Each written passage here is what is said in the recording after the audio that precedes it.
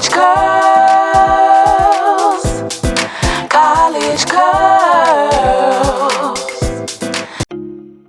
After a long, hard week of laid edges, high puffs, dry air, constant manipulation, and not nearly enough moisture, there's few things our curls would love more than to just kick back, take a load off, and be completely soaked in a warm plant-based oil. As messy and crazy as it might sound, a good hot oil treatment is exactly what the hair doctor ordered for our curls every now and then, especially if you frequently suffer from dry, brittle strands or a dandruff-ridden scalp. But even the most dutiful naturals with the bounciest curls can find themselves dealing with a little dryness from a missed wash day once in a while. So regardless of whether you're after a little moisture boost from time to time or looking for a more consistent weekly practice to add to your routine, a hot oil treatment can fit the bill in more ways than one. So let's get into all the deets of this popular hair care practice right now. So what exactly is a hot oil treatment? Well, pretty much how it sounds. It's literally just coating your hair in a plant-based oil with the purpose of sealing your hair's cuticle, thus protecting and strengthening your hair. That's it. Kind of crazy how something so simple can be so beneficial, right? But the benefits don't just stop there. There's a whole 7 qualities your hair could be out here showing just from you coating your hair in oil every now and then. What are these qualities, you ask? Well, for starters, it can restore and increase your moisture balance by sealing your cuticles, and it helps strengthen your hair due to the extra nutrients that will reach your scalp because of the increased blood circulation from scalp massages. Not to mention the extra blood circulation is itself a benefit, as the extra nutrients also promote growth. As another result of the scalp massages, it also prevents dry scalp and dandruff, and a more moisturized scalp and overall higher moisture balance will help prevent both split ends and frizziness, as both of these can be caused by excessive dryness. And of course, any type of oil or oily substance you apply to your hair will give it an added shine, thus completing all 7 benefits. But even with all the benefits a hot oil treatment can impart, it should still be done in moderation, no more than once a week. And honestly, the treatment and process itself do have a few notable drawbacks. Namely, how messy the whole thing could be, the potential for your hair to be or appear to be greasy if too much oil is used, making the oil too hot and damaging your cuticle, the need for regular consistent treatments to see lasting results, and how even with regular treatments, it's only a temporary fix to certain permanent problems like split ends and hair that's high porosity because it's damaged. But even if you do have high porosity hair, damaged or not, don't let this stop you from reaping all the other possible benefits from this process. For that matter, no porosity level or hair type should feel like they can't do this, because they all can. It's just all about how you tailor the treatment to fit your hair's qualities and needs. For low porosity hair, the warmth from the oil helps lift your cuticles, allowing for moisture to enter, and as most oils also have sealant properties, it will work to reseal your cuticle as well, keeping your moisture from escaping. For high porosity hair, while we've already covered that a hot oil treatment won't actually be fixing any of your more serious hair probs, having a temporary solution as a go-to to reduce the appearance of split ends, excessive frizziness, and dull dry strands can be a godsend when you've been dealing with a string of bad hair days. But regardless of which porosity level you fall under, regular weekly hot oil treatments can be a part of your moisturizing routine if you so choose, as long as the appropriate oil is used for your strands. But how do you know which oils will work for you?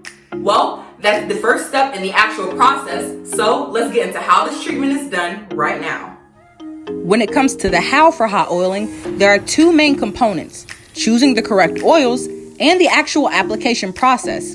Now, when trying to find the best oils for the job, you first have to decide what you want your results to be because, of course, different oils will do different things. Some will promote more growth, some will help with dandruff and itchy scalp, and some will be better at fighting frizz than others.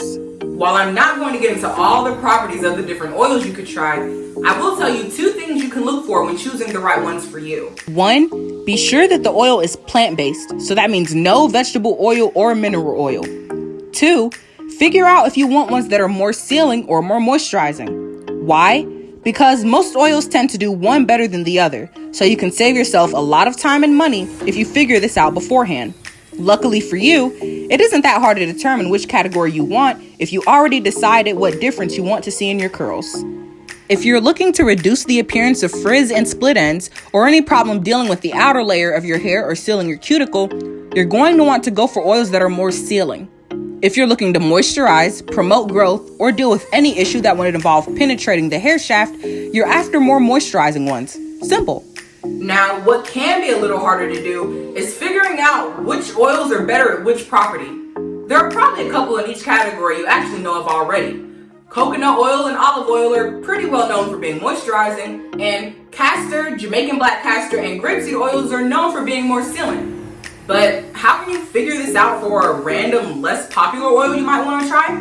Be sure to watch the second part of this video that will be uploaded next week, Moisturizing Oils versus Sealing Oils, the science behind it. Or if you can watch it now, a card will be popping up for a more in-depth look to help you figure this all out. So, once you figured out whether you want a more moisturizing or sealing experience from your treatment, the next step is to do it. First, gather all the products you're going to need, which would only be clips to section your hair, your oils, a towel, and an applicator bottle to prevent messiness and ease of handling and heating the oil. Next, pour your oil or oil mix into the applicator bottle and place the bottle in a bowl of hot water for 1 to 2 minutes. Then, on freshly washed hair, use the bottle to apply the oil to your scalp and the length of your hair. Be sure to massage your scalp as desired for increased blood circulation. Next, cover your hair with a shower cap or plastic bag. You can ponytail or clip up longer hair for more even drying, and allow the oil to absorb into your hair for 20 to 30 minutes. For maximum absorption, use a hooded dryer, hot towel, or other form of indirect heat during this time period. Afterwards, just rinse your hair with warm water, no shampoo, and just moisturize and style your hair as usual. If you feel it's needed, you could also choose to deep condition your hair before or after rinsing for an even bigger moisture boost.